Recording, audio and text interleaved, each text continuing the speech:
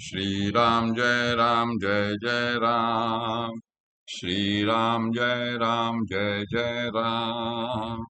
श्री राम जय राम। ओम नमः शिवाय। ओम नमः शिवाय। ओम नमः शिवाय।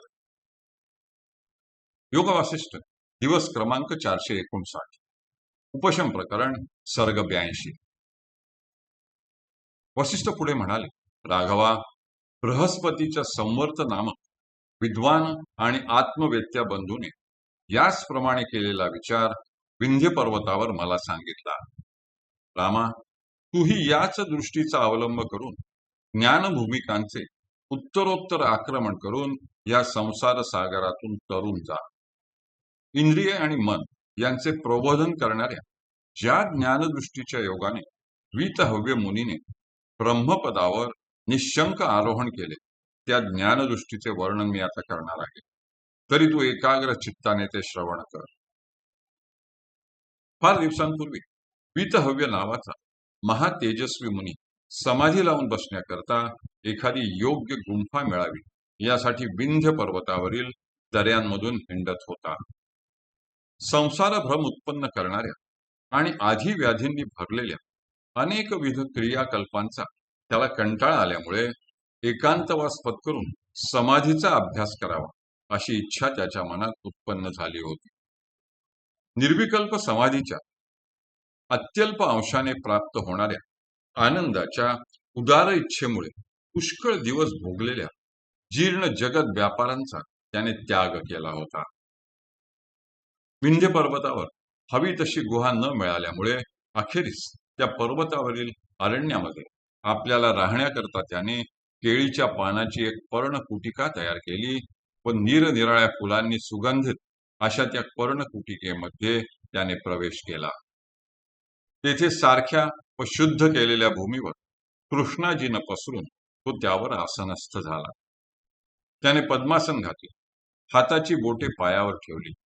पर्वताच्या शिखराप्रमाणे त्याने आपले शरीर अचल व सरळ ठेवले. मान किंचित वर उचलून धरली. नेत्रेंद्रियांच्या द्वारे दश दिशांना भटकत असलेले आपले मन त्याने हळूहळू हृदयाच्या ठिकाणी आवरून घेतले.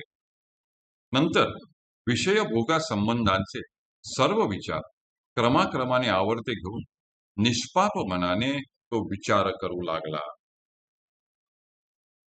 पाण्यामधील तरंगांमध्ये फिरणाऱ्या झाडांच्या पानांप्रमाणे अत्यंत चंचल असलेले हे मन कितीही आवरून धरले तरी क्षणभर सुद्धा स्थिर होत नाही. हे केवढे मोठे आश्चर्य आहे. चक्षुरादी इंद्रियांच्या नादी लागून भोग्य विषयांच्या मागे धावणारे हे मन पायाने उडविलेल्या चेंडूप्रमाणे भ्रमण करीत असते.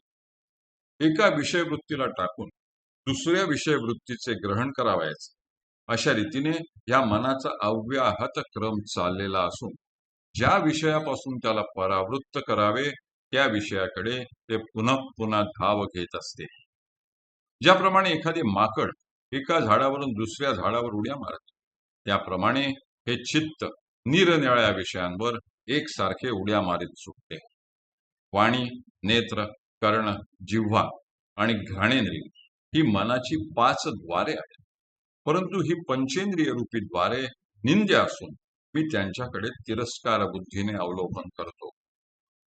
समुद्रातील लाटांप्रमाणे चंचल असणाऱ्या हतभागी इंद्रियांनो, समाधीच्या योगाने आत्मदर्शन करून देण्याचे कामी मला मदत करण्याला तुम्हाला वेळ मिळत नाही का? अहो चंचल इंद्रियांनो, नका नका अनर्थाला कारणीभूत होणारी चंचलता धारण करू नका. पूर्वी भोगलेल्या असंख्य दुःख जालांचे स्मरण करा. तुम्ही मनाची जड आणि अधम अशी रूपे आहात. यास्तव तुमच्या ठिकाणची हालचाल मृगजळाप्रमाणे भ्रामकच असावयाची. असार आणि अनृत म्हणजे मिथ्या स्वरूप अशा तुमच्या दुर्मार्ग प्रवृत्तीला आडमार्गात शिरून कुपामध्ये पडणाऱ्या आंधळ्याचीच उपमा लागू पडते. मी भगवान चिदात्मा दर्शनादी सर्व व्यवहार साक्षीत्वाने करतो. मग हे हतभागी इंद्रियांनो, तुम्ही व्याकुळ का होता?